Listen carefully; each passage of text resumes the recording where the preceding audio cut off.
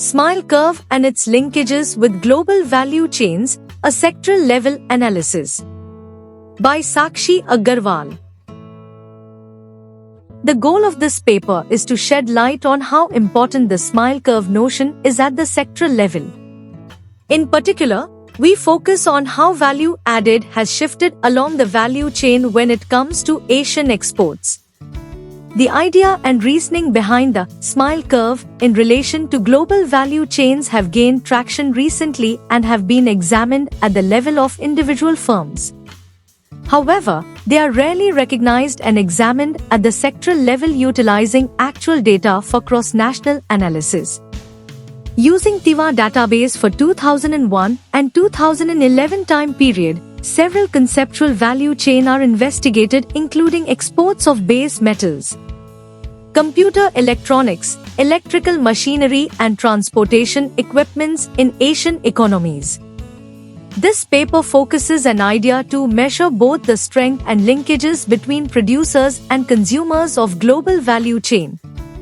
The identified Smile Curve provides a very intuitive understanding of the roles played by different countries in various sectors and helps in identifying the benefits gained by them through their participation in global trade.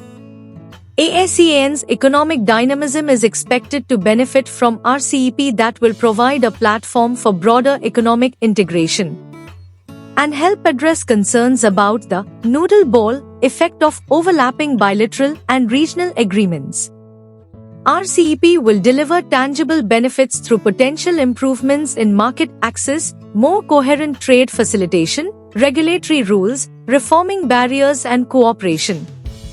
The Flying Geese (FG) theory of growth is in line with the dynamics of structural upgrading and interaction growth through trade and investment within a hierarchy of nations. The function of the regional comprehensive economic partnership in enhancing economic integration is also emphasized in the report.